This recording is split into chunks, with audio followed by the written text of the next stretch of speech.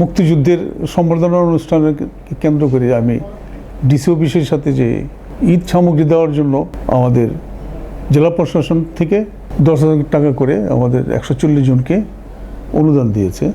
আমি অসুস্থ ছিলাম, তারপর আমি গেছি, কথা বলছি।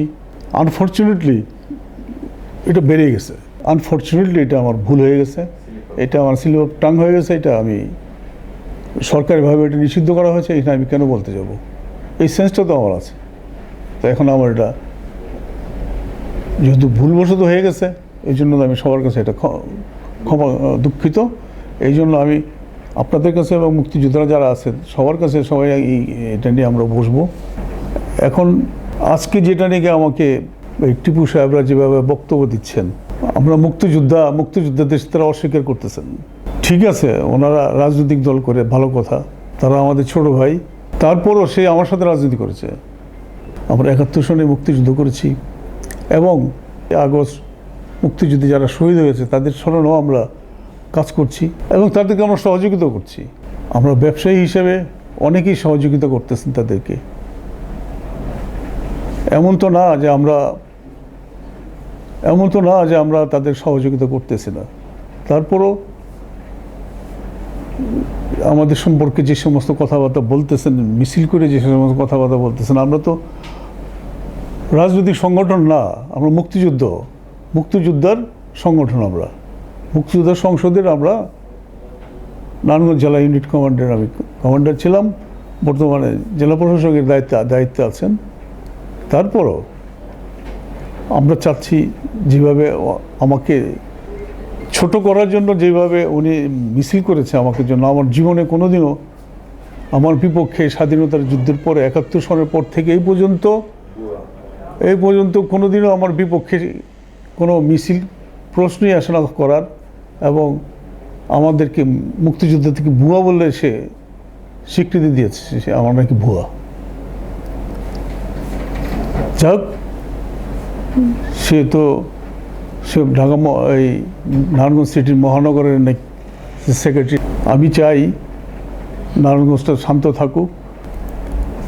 একটা সেলিম ওসমান, শামীম ওসমান তারা রাজনীতি করেছে এখানে, তারা এমপি ছিলেন এখানে। শামীম ওসমানের সাথে আমার কোনো সম্পর্ক ছিল না, সেলিম ওসমান আমার সাথে সম্পর্ক ছিল,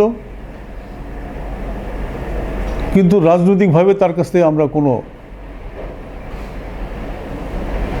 স্বার্থ সংশ্লিষ্ট ব্যাপারে আমি কোনোদিনও তাদের কাছে সুযোগ সুবিধা কোনোদিনই নেই। শুধু মুক্তিযোদ্ধাদের স্বার্থের জন্য আমার মুক্তিযোদ্ধাদের স্বার্থের জন্য শুধু তার সঙ্গে সম্পর্কটা বিদ্যমান ছিল।